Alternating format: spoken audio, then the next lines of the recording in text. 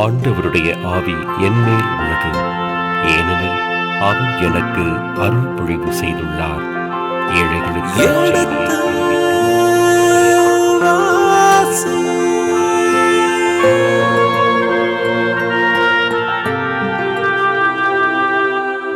எடுத்து வாசி.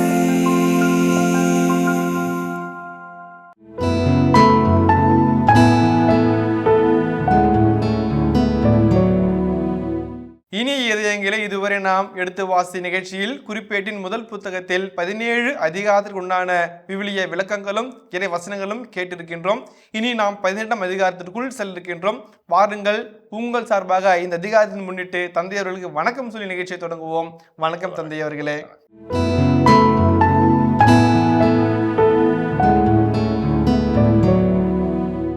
தந்தையர்களே, இந்த 17 அதிகாரங்களிலே முதல் 9 அதிகாரம் வரை அந்த குறிப்பேட்டிலே இந்த தலைமுறை இது அது என்று நம்ம ஏன் இவ்வளவு வற்புறுத்துகிறோம் என்று சொல்லுகின்ற அளவுக்கு சொல்லிய பின்பு அது நிறைவாக இதற்காகத்தான் என்ற ஒரு காரணத்தையும் கொடுத்து ஒரு அரசரனையும் கொடுத்து அந்த அரசனை நான் ஆசீர்வதிப்பேன் என்று சொல்லி உடனிருப்பேன் என்று சொல்லி நான் தந்த ஆசீர்வாதமாகவே இருக்கும் என்று சொல்லிய இந்த நிகழ்வுகளை எல்லாம் இதுவரை நாம் சந்தித்திருக்கின்றோம். உடனிருப்பேன் என்று சொல்லிய கடவுள் இனி என்ன செய்ய போகின்றார்? உடன் இருந்தாரா இல்லையா? நீ என் மகனாக இருப்பாய் என்று சொல்லிய தாவீது இருந்தாரா தவறினாரா? தவறினார் என்றால் முன்பு பகுதியில் நாம் வாசித்தோம் எங்கு எவ்வாறு தவறினார் என்று. அதை இவர் சொல்லப் போகின்றாரா இல்லையா? அதை விடுத்து வேறு என்ன சொல்லப் போகிறார் என்பதை தெரிந்து கொள்ள ஆர்வம் இருக்கிறோம் தந்தையவர்களே. நன்றி. 18ஆம் அதிகாரம் மொத்தம் 17 வசனங்களை உள்ளடக்கியதாக இருக்கிறது. இதனுடைய மூலம் எங்கே இருக்கிறது என்று சொன்னால், ஒரிஜினல் சோர்ஸ் எங்கே என்று சொன்னால் 2 சாமுவேல் 8ஆம் அதிகாரம் 1 முதல் 18 வரையில் இறை வார்த்தைகள் தான் இதனுடைய சோர்ஸாக இருக்குது, மூலமாக இருக்குது. அதிலிருந்து செய்திகளை எடுக்கிறார். ஆனால் தன் மூலத்திலிருந்து எடுக்கின்ற செய்திகளை அவர் அப்படியே கொடுத்து விடாமல் அதை பல்வேறு வகைகளிலே அவர் மாற்றி அமைக்கின்றார். குறிப்பாக தனி நபர்களின் செய்திகளை அவர் குறிப்பிடவில்லை, அதை கணக்கில் கொள்ளவில்லை. இதன் வழியாகத்தான் விவிலிய வல்லுநர்கள் சொல்லுகிறார்கள், குறிப்பேட்டின் ஆசிரியர் கவனம் செலுத்துவது சமூக செய்திகளே அன்றி தனிப்பட்ட மனிதனுடைய நன்மையோ தீமையோ, அவர் நல்லவரா கெட்டவரா, ஒழுக்கமானவரா ஒழுக்கம் கெட்டவரா, நெறி தவறியவரா நெறிக்குரியவரா, இந்த செய்திகளில் அவர் அக்கறை காட்டுவதில்லை என்பதை தெளிவாக காட்டுகிறார். அது 2 நிகழ்வுகளிலே வெளிப்படையாக தெரிகிறது. ஒன்று, தாவீதினுடைய 2 சாமுவேல் 12ஆம் அதிகாரத்திலே தாவீதை பற்றிய ஒரு எதிர்மறையான செய்தியை சாமுவேல் புத்தகத்திலே சந்திக்கின்றோம். அவர் பெத்செபாவோடு உறவு கொண்டு தவறான வழியில் நடந்து அவருடைய கணவனை கொன்று என்றெல்லாம் பெறுகிறது. அப்படிப்பட்ட செய்திகளை அழகாக அவர் அப்படியே கடந்து செல்கின்றார் குறிப்பிட்ட ஆசிரியர். அதே போலவே சாலமோன் தன்னுடைய ஆட்சியினுடைய இறுதி காலத்திலே பல்வேறு வகைகளில் தவறி போகிறார். ஆண்டவருக்கு எதிரான செயல்பாடுகளில் ஈடுபட்டு அந்நிய பெண்களை மனது கொண்டதனால் அவர்கள் அவருடைய மனதை ஆண்டிடமிருந்து திருப்பி விட்டார்கள் என்று அரசராக குறிப்பிடுகிறது. ஆனால் இங்கே அப்படிப்பட்ட செய்திகள் எல்லாம் இல்லை. மாறாக அவருடைய செய்திகளை அது எல்லாம் அவர் எடிட் பண்ணுறாங்கன்னு சொல்கிற மாதிரி அதெல்லாம் கத்தரித்து விட்டு தூய்மையான ஒரு செய்திகளை, நலமிக்க செய்திகளை மட்டும் பகிர்ந்து கொடுக்கிறார் என்பது முதல் கருத்தாக அமைகிறது. இரண்டாவதாக இதில் உதாரணத்துக்கு பாருங்களேன், இப்போ 2 சாமுவேல் 8ஆம் அதிகாரத்தில் வருகின்ற போர்க்கள செய்திகள் விரிவாக தெளிவான முறையில் உணர்வுபூர்வமாக, அதே போல் அதில் நிறைய திருப்பங்கள் உள்ளதாக கொண்டு தூக்கப்படுகிறது. படிப்பதற்கு பரபரப்பாக விறுவிறுப்பாக ஒரு ஆங்கில திரைப்படத்தை பார்ப்பதை போல இருக்கும். ஆனால் இங்கே செய்திகளை மட்டும் ஆசையை தருகிறார். உதாரணம் முதல் வசனத்தை வாசிப்போமே. அதன் பின்னர் தாவீது பெலிஸ்தரை தோற்கடித்து அவர்களை பணியச் செய்தார். காத்து நகரையும் அதன் சிற்றூர்களையும் பெலிஸ்தரிடமிருந்து கைப்பற்றினார். அவர் மோவாபை தோற்கடித்தார். மோவாபியர் தாவீதுக்கு அடிமைப்பட்டு அவருக்கு வரி செலுத்தினர். சோபாவின் மன்னனான அததேசர் யூப்ரத்தீசு ஆறு வரை தம் ஆட்சியை வலுப்படுத்தும் நோக்குடன் செல்கையில் தாவீது அவனையும் ஆமாத்தின் அருகே வென்றார். அவனிடமிருந்து 1000 தேர்களையும் 7000 குதிரை வீரர்களையும் 20,000 காலாட்படையினரையும் அவர் கைப்பற்றினார். அவற்றுள் 100 தேர்களுக்கான குதிரைகளை வைத்து கொண்டு ஏனைய தேர்கள் குதிரைகளின் தொடை நரம்புகளை அறுக்கச் செய்தார். இப்போ முதல் 4 வசனங்கள் தாவீது பெற்ற வெற்றிகளை பற்றியும் எந்த மன்னர் மீது அவர் வெற்றி கொண்டார் என்பதை பற்றியும் தெளிவாக சொல்கிறது. பிலிஸ்தியர்கள் தாவீதின் வாழ்நாள் முழுவதும் சிம்ம சொப்பனமாக இருந்தார்கள். இங்கே சிம்சோனுடைய காலகட்டத்தில் ஆரம்பிக்கிற அவருடைய படையெடுப்பும் அவருடைய தாக்குதல்களும் அவருடைய அச்சுறுத்தல்களும் தாவீதை கடந்தும் போகிறது. ஆனால் தாவீதின் காலகட்டத்திலே பிலிஸ்தியர்கள் ஒட்டுமொத்தமாய் அவருடைய கொட்டம் அடக்கப்பட்டு அடங்கி போகிறார்கள். எந்த விதமான எதிர்ப்பையோ எந்த விதமான போர் தாக்குதலையோ நடத்தவில்லை என்பது நமக்கு உண்மையாக இருக்கிறது. ஒரு காலகட்டத்தில் பிலிஸ்தியர்களுடைய படை தளதளத்திலே தாவீது பயிற்சி பெற்றார் என்பதை நாம் புரிந்து கொள்கிறோம். ஆகவே அது ஒரு நிகழ்ச்சி கண்டார். இரண்டாவது, மோவாபியர்களை அவர் வென்கின்றார். மோவாபியர்கள் இஸ்ரேல் நாட்டுக்கு அருகிலே இருக்கிறவர்கள். மோவாபை பின்னாக்கிய ரூத்து, இந்த கதையெல்லாம் நமக்கு தெரியும். அருகில் இருக்கிறவர்கள் அங்கே அந்த நாட்டிலும் இஸ்ரேல் மக்கள் பங்கெடுப்பது அது ஒன்று நிகழ்வுகள் இருக்கிறது. அந்த வகையிலே பார்க்கின்ற பொழுது மோவாபியர்கள் வென்கின்றார். சோபா நாட்டினுடைய மன்னனை வென்று அவன் மன்னனுடைய காலாட்படை, குதிரைப்படை, தேர்ப்படை, தளவாடங்களை எல்லாம் கையினார். இந்த இடத்துல ஒரே ஒரு சின்ன செய்தியை நான் குறிப்பிட ஆசைப்படுகிறேன். இங்கே பாருங்களேன். அதாவது குறிப்பேட்டின் ஆசிரியர் மூல சோர்ஸ்லேருந்து வர செய்திகளை இன்ட்டு 10 என்ற முறையிலே அவர் செயல்படுகிறார் என்று ஒரு பெருவாரியான கருத்து விவிலிய வல்லுநர்கள் மத்தியிலே இருக்கிறது. செருயாவின் மகன் யோவாபு படைத்தலைவராகவும் அகிலூத்தின் மகன் யோசபாத்து பதிவாளராகவும் இருந்தனர். அகிதூப்பின் மகன் சாதோக்கும் அபியாத்தரின் மகன் அகிமேலக்கும் குருக்களாய் இருந்தனர். சவ்வா என்பவரோ எழுத்தராய் பணிபுரிந்தார். யயோதாவின் மகன் பெனாயா கெரேத்தியருக்கும் பெலேத்தியருக்கும் படைத்தலைவராய் இருந்தார். தாவீதின் புதல்வர் அவர்தம் அரசில் உயர் பதவிகள் வகித்தனர். இது ஒவ்வொரு நபர்களை பற்றிய செய்தியை அன்றி நபர்களின் நெறியோ குணங்களோ அவர்கள் எப்படி செயல்பட்ட விதமோ சொல்லப்படாது என்பதற்கான ஒரு செய்தியாக அமைக்கிறது. இது முதல் செய்தி நான் சொன்னேன். அதற்கான உத்தரவாதமாக இந்த பகுதி எடுத்துக்கொள்ளலாம். 19:10. யோவாபு தமக்கு முன்னும் பின்னும் பகைவருடைய படை தாக்கவிருப்பதை கண்டபோது இஸ்ரேலர் அனைத்திலும் ஆற்றல்மிகு வீரர்களை தேர்ந்தெடுத்து அவர்களை சிரியருக்கு எதிராக அணிவகுத்து நிறுத்தினார். மற்ற படை வீரரை தம் சகோதரர் அபிசாயின் தலைமையிலும் அம்மோனியருக்கு எதிராக அணிவகுத்து நிறுத்தினார். யோவாபு அவரை நோக்கி, சிரியர் என்னை விட ஆற்றல் மிக்கவராய் இருந்தால் நீ எனக்கு உதவியாக வர வேண்டும். அம்மோனியர் உன்னை விட ஆற்றல் மிக்கவராய் இருந்தால் நான் உனக்கு உதவியாக வருவேன். அப்படி 18 வாசிப்பேன். சிரியர் இஸ்ரேலுக்கு முன்பாக புறமுதுகிட்டு ஓடினர். சிரியருடைய படையின் 7000 தேர்ப்படைகளையும் 40,000 காலாட்படையினரையும் வெட்டி வீழ்த்தினார். படைத்தலைவரான சோபாக்கையும் அவர் கொன்றார். அததேசரின் அலுவலர் தாம் இஸ்ரேலரால் முறியடிக்கப்பட்டதை கண்டு தாவீதோடு சமாதானம் செய்து கொண்டு அவருக்கு அடிபணிந்தனர். அதன் பின் அம்மோனியருக்கு உதவி செய்ய சிரியர் என்றுமே விரும்பவில்லை. ஓகே, இப்போ 2வது செய்தி சொல்கிறேன். அதாவது எண்கள் மாத்திரத்தில் இந்த இடத்துல பாருங்க, நம்ம 18ஆம் அதிகாரம் 4ஆம் வசனத்தில் 1000 தேர்களையும் 7000 குதிரை வீரர்களையும் 20,000 காலாட்படையினரையும் அவர் கைப்பற்றினார் என்று சொல்லப்படுகிறது. இதில் 1000 தேர்கள் என்பது 100 தேர்களாக இருக்கலாம், 7000 குதிரை வீரர் என்பது 700 குதிரை வீரராக இருக்கலாம், 20,000 கால்படையினர் என்பது 2000 கால்படையினராக இருக்கலாம் என்று, அதாவது ஆசிரியர் இந்த இன்ட்டு 10 அந்த ஃபார்முலா ஃபாலோ பண்ணுறாரு என்று சொல்வார்கள். அதே போலவே தான் இங்கே இந்த இடத்துலையும் 19ஆம் அதிகாரம் 18ஆம் வசனத்துலையும் சிரியருக்கும் இவங்களுக்கு நடந்த போர்க்களத்தில் 7000 தேர்ப்படை 40,000 காலாட்படை வெற்றி வீழ்த்தினார் என்று சொல்லப்பட்டிருக்கிறதை நாம் பார்க்கிறோம். அது இது முதல் செய்தியாக நாம் பார்க்கிறோம். இது முதல் 4 வருடங்களில் இருக்கிறது. இதில் பாருங்கள், 7000 குதிரை வீரர்களையும் 20,000 காலாட்படையினரையும் அவர் கைப்பற்றினார். அவற்றுள் 100 தேர்களுக்கான குதிரைகளை வைத்துக்கொண்டு ஏனைய தேர் குதிரைகளின் தொடை நரம்புகளை அறுக்க செய்தார். தொடை நரம்புகளை அறுத்த என்ன ஆகும்? குதிரை நிற்காது, நொண்டி போகும், பயன்பாட்டுக்கு வராது. ஆக எனக்கும் பயனில்லை, எதிரிக்கும் பயனில்லை, யாருக்கும் பயனில்லை, அது உயிரோடு இருந்துட்டு போகுது, இது போதும் என்ற ஒரு நிலையை உருவாக்கி வைக்கின்றார். இப்போ நம்ம 5ஆம் வசனத்தை வாசிப்பங்களேன். சோபாவின் அரசனான அததேசருக்கு உதவி செய்ய தமஸ்கு நகர் வாழ் சிரியர் வந்தனர். தாவீது சிரியரில் 22,000 பேரை கொன்று குவித்தார். மேலும் தாவீது தமஸ்கு நகரின் நடுவில் பாளையங்களை அமைத்தார். சிரியர் தாவீதுக்கு அடிமைப்பட்டு அவருக்கு வரி செலுத்தினர். தாவீது சென்றவிடமெல்லாம் ஆண்டவர் அவருக்கு வெற்றி அளித்தார். மேலும் தாவீது அததேசரின் அலுவலர் வைத்திருந்த பொற்கேடயங்களை கைப்பற்றி எருசலேமுக்கு கொண்டு வந்தார். அததேசரின் நகர்களாகிய திப்காத்திலும் கூனிலும் இருந்து தாவீது வெகு திரளான வெண்கலத்தையும் எடுத்து வந்தார்.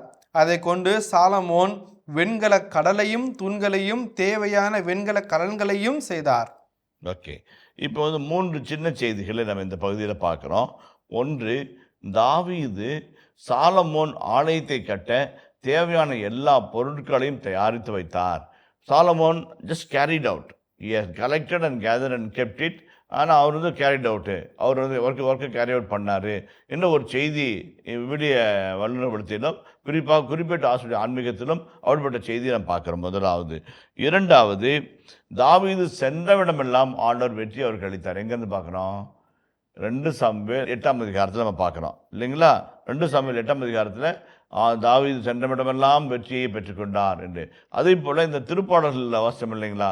96, 105, 96 அதில் வந்து ஆடு மேய்க்கும் அவனை நான் அரசனாக்கினேன், அவன் சென்ற இடமெல்லாம் வெற்றி பெற செய்தேன் என்று அந்த பகுதி வாசிக்கிறதுல நம்ம பார்க்குறோம். அதே போல் தாவீது சென்றவிடமெல்லாம் எழுத்தார். அது மூலம் என்ன அர்த்தம்னாக்க, அந்த ஆசிரியர் 1 சாமுவேல், 2 சாமுவேல், 1 அரசர், 2 அரசர் ஆகிய மூலங்களை பயன்படுத்துகிறார், அப்படியே பயன்படுத்துகிறார்.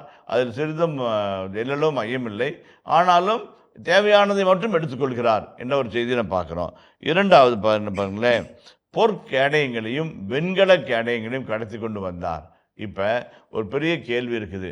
ஆலயம் கட்டுறதுக்கு நிறைய தங்கம் தேவைப்படுமே, ஆலயம் கட்டுறதுக்கு நிறைய வெண்கலம் தேவை. அப்படி வெண்கலம், பிரான்ஸ் அண்டு கோல்டு மட்டும் தான் மெட்டலாக தெரிஞ்சது. அதுக்கப்புறம் தான் வந்து பித்தளை இதெல்லாம் வருது. வெண்கலம் தான் மிகப்பெரிய ஆயுதமாக பயன்படுத்தப்பட்டது. வெண்கல கேடயம், வெண்கல ஈட்டி, வெண்கல தான் அதிகமாக பேசுவார்கள்.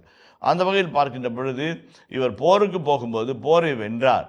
போரில் வென்ற பிறகு அவர் கைப்பற்றியதை பாருங்கள், நிறைய பொற்கேடயங்களை அவர் கைப்பற்றினார்.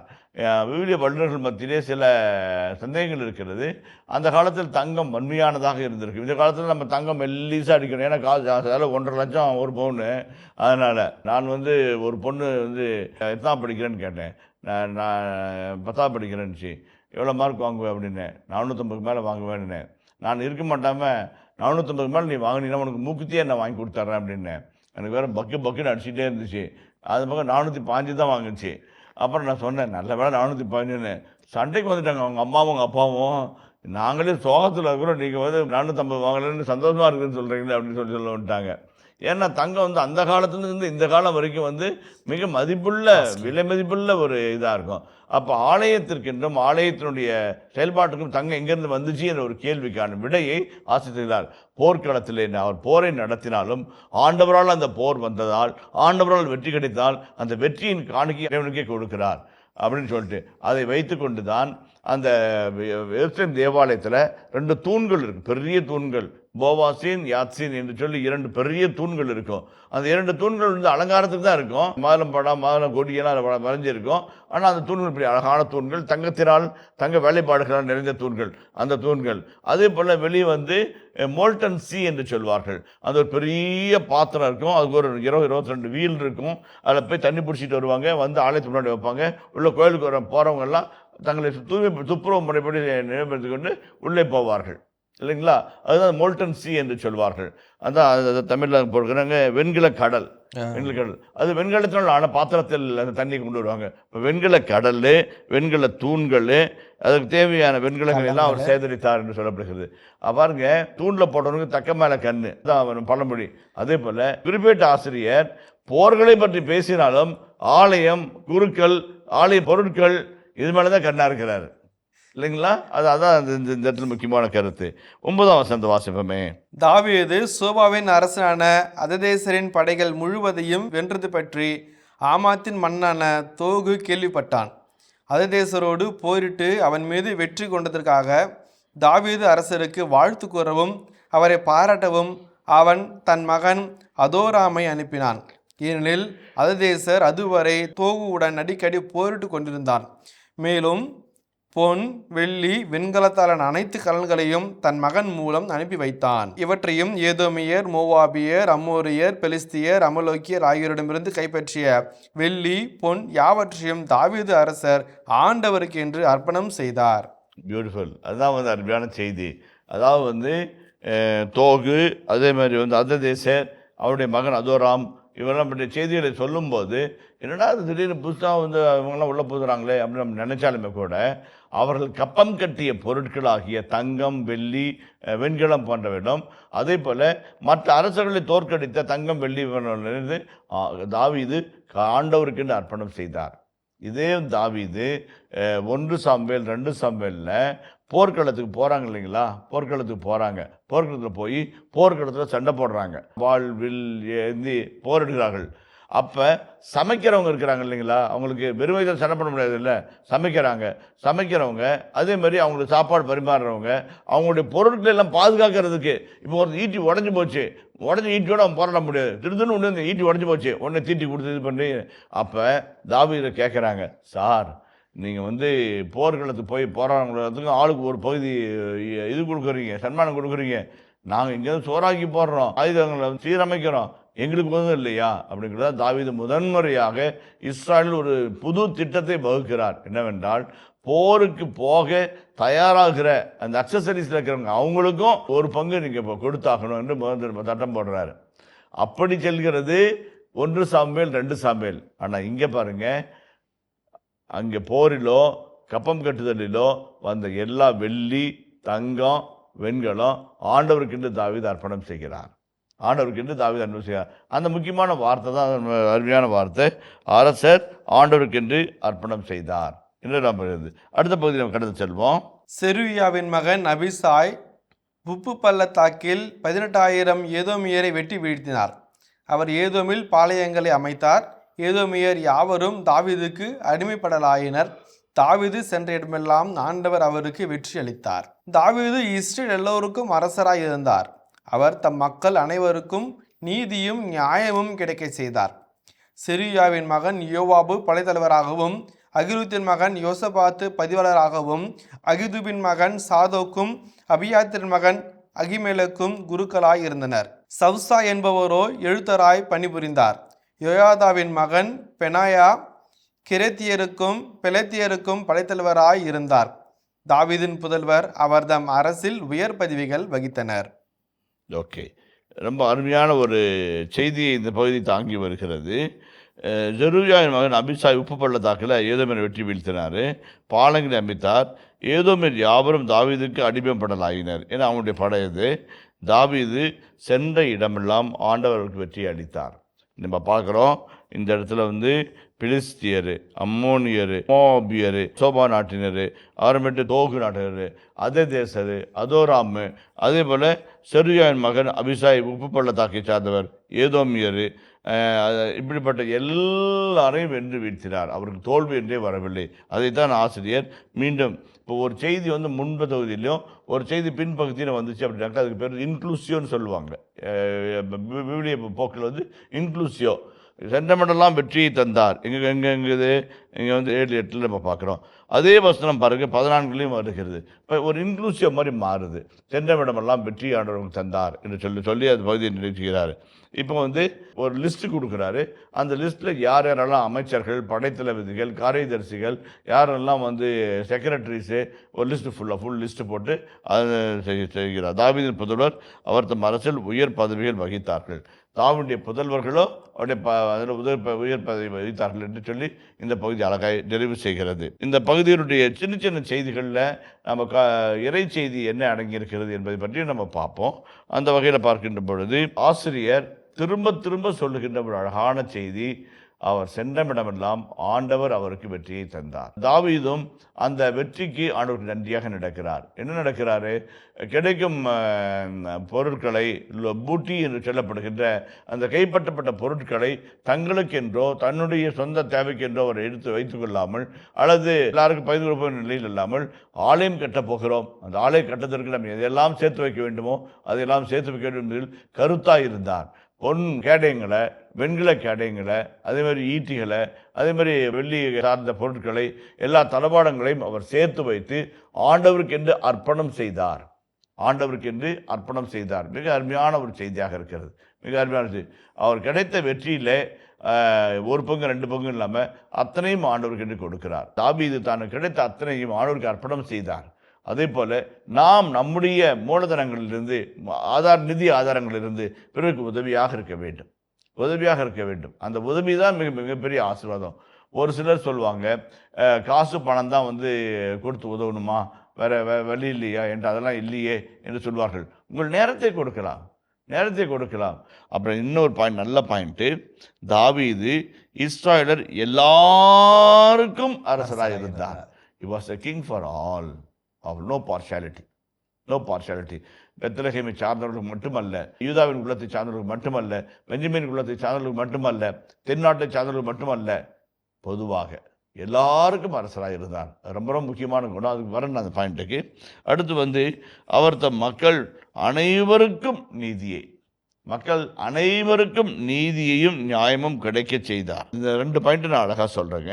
அரசராகமத்தில் அப்சலோம் என்கின்ற அவருடைய மகன் சாட்டுகின்ற மிகப்பெரிய குற்றச்சாட்டு என்னவென்றால், தாவீது அங்கே இங்கன்னு அந்த வேலை இந்த வேலைன்னு சொல்லிட்டு பிஸியாக்குறாரு, மக்களை சந்திக்க மாட்டேங்கிறாரு, மக்களுக்கு நீதி வழங்க மாட்டேங்கிறாரு, அதனால வேற அரசனை போட்டுக்குங்க என்று கிளர்ச்சியை தூண்டுகிறான். ஆனால் இந்த இடத்தில் அந்த கிளர்ச்சியை பற்றி எல்லாம் பேசாமல் எல்லாருக்கும் நீதி வழங்கினார். நீதி வழங்கினார். அவர் எல்லாருக்கும் நீதி வழங்கினார். அதில் 2 கருத்து சொல்ல விரும்புகிறேன். ஒன்று, நல்ல அரசன் நல்ல நீதி மக்களுக்கு வழங்குவான். நல்ல நீதி மக்களுக்கு நீதியை வழங்குவான்.